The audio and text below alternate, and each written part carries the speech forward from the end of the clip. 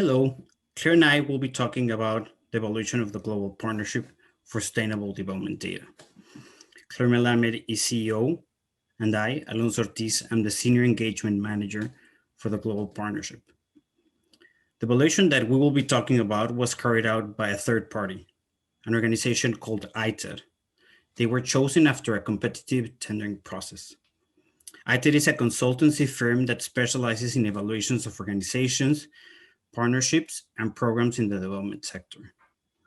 The full evaluation has now been released and it is available on the resources section of the Global Partnerships website.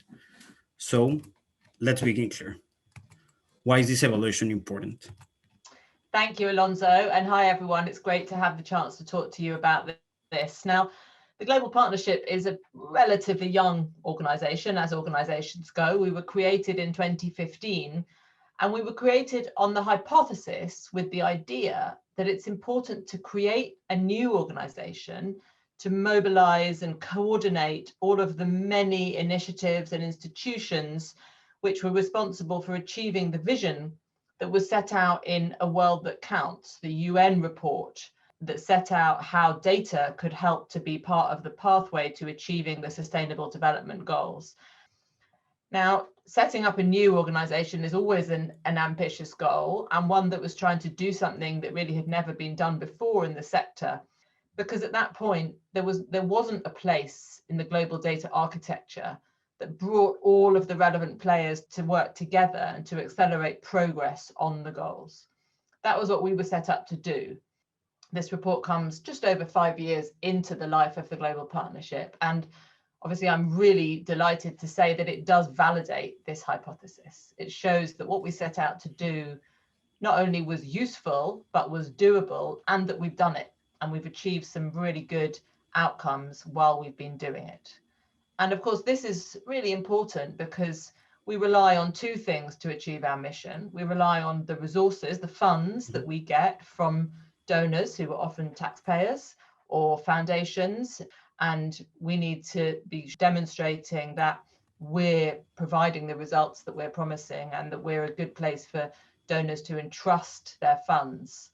And of course, because we rely on the hard work, the goodwill, the good ideas of all of our 275 partners, and we need to show them that what they're doing is worthwhile. So we wanted to know whether all of these resources were being put to good use. And I'm really happy to say that the evaluation shows that they are. So we should all be very pleased. No, that's really important, Claire. Definitely, I hope partners realize that their work is producing real results and that the evaluation is here to prove that. So, okay, what are the key messages that are coming out of the evaluation process? Well, to begin with, the evaluation has been a validation, provided evidence that investing in the Global Partnership is a good use of money and resources. And a key finding was that the Global Partnership strategy, which we, Alonso, you remember, we worked long and hard over a good few years ago, appears to have been both broad and flexible enough to accommodate the needs and interests of the very diverse target groups represented. So, we have many different kinds of partners. That's why we exist. But finding a strategy that can really draw on the strength and the diversity of that network wasn't easy. And the evaluation has shown that our strategy provides a really good roadmap for all of those partners to work together. It was also very reassuring to read that the Global Partnership does occupy a unique place in the data for development ecosystem. When you're creating a new organization, you're always worried that perhaps you don't need to exist and you're just going to be competing with existing organizations. This showed that we do play a unique role, which is helpful to everyone else. And that's helped us to work with our partners in a complementary way. So the main recommendation from the report was basically that we should keep doing what we do, but that we should actually do more of it. So, and I think after the year that we've all had, we're also all very aware that there will be new and emerging challenges and some challenges that we don't even know yet. that we'll all be confronting in the coming years for us to achieve that greater scale and impact.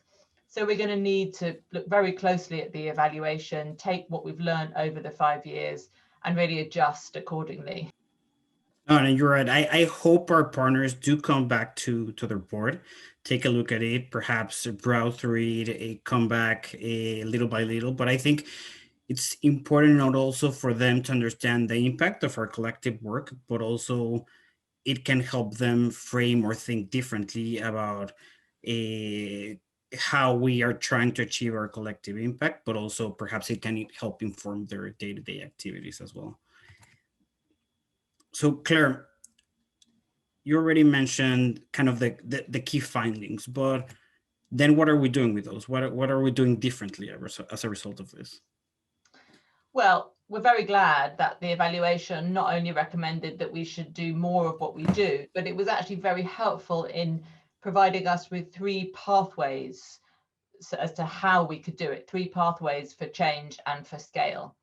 So first of all, it recommends that we should expand our country coverage so that we can achieve the impact that we're achieving in more countries through strategic partnerships. We don't want to just get bigger and bigger. We want to get smarter and smarter at working with our partners. Of course, we're not the only ones working in the space, and we were created to facilitate other people's work. So we want to reach out to those actors and making sure that we're really making the most of those key strategic partners who we can help work with them to increase the impact of everybody's work. Secondly, it recommends that we take a really hard look at our policy advocacy work. Of course, we all know, I think we've all been aware, anyone who reads the newspapers or listens to the radio will be aware that data has been a key subject in policy conversations over the last few years. And there's a very lively public and policy conversation about the implications of data and new technologies. But I think it's fair to say in our first 5 years, we haven't focused on that as much as really directing our resources to achieving those critical impacts in country and tangible ways of improving people's lives through data. But I think now that that work is going very well, we've invested a lot in understanding how to do it. It's really essential that we also use policy advocacy as a way to scale up those country level conversations and inform the global conversation. So that's why we have decided recently, alongside our technical advisory group, to embark on the Data Values Project, which is going to be a policy consultation, an advocacy campaign, really focused on pooling all of our resources and all of our ideas to create the common agenda that can unlock the value of data for everybody. And that's the second pathway, through policy advocacy.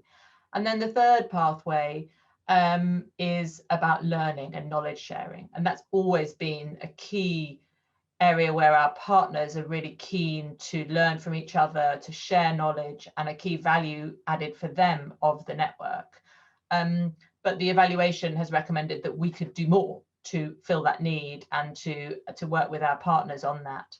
So we're going to be developing and implementing a learning strategy to scale up the partnerships and the solutions that are needed to expand the country work and support the policy advocacy agenda, and really make learning and knowledge sharing a sort of critical cross-cutting element of everything that we do.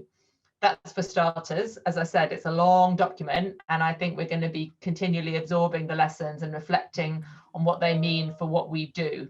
We're right, like these things are never final, right? It's important to keep coming back to them, and I guess we'll see this report and its findings, its insights with a different lens as time progresses. But just one key point that I'm going to take out of this and the whole team is that we're also coming back to our network and to our partners to ask them, how can we scale, right? How can we achieve all of this vision that was laid out on the report? But we also have this sense and responsibility that we're always falling short, right? We have gaps in terms of regions, expertise, types of organizations, and I guess it's also the network is not final, and it's a work in progress, and we definitely need to rethink it as a result of this process. So thank you so much. I'll take that.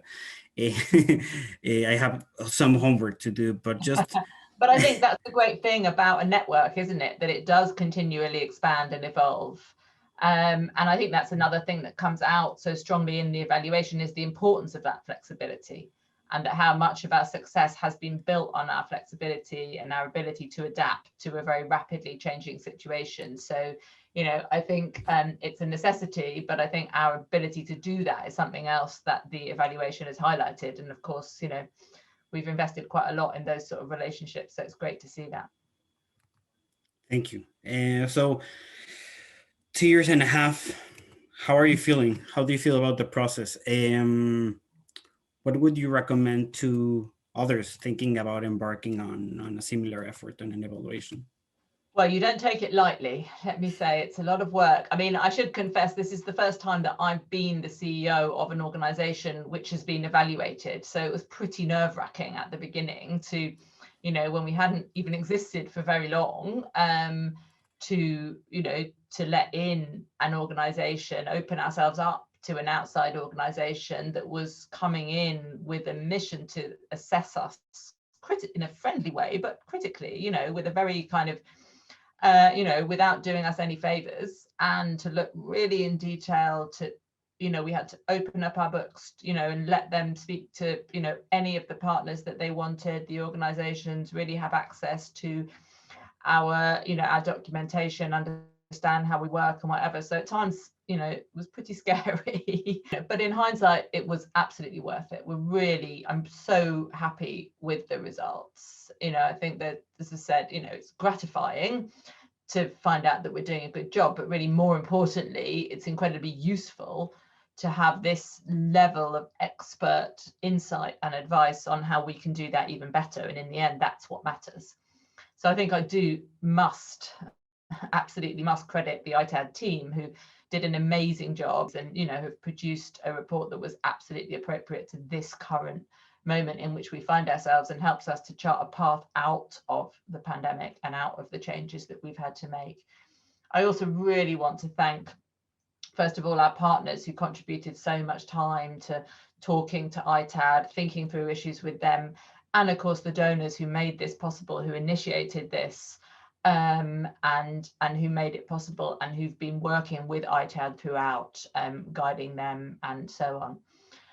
If anyone else is watching, has got to the end of this video and is still thinking about having you know, daring to embark on an evaluation, I'd say it's absolutely worth doing. You end up with much more than you thought, but plan accordingly. You know, don't take it lightly. It's a serious affair. It's going to suck up a lot of time and a lot of energy. So do it when you're ready for it, but it's 100% worth doing.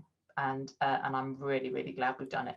Thank you to absolutely everybody who's involved. Thank you so much, Clara. Thank you, everyone, for watching us.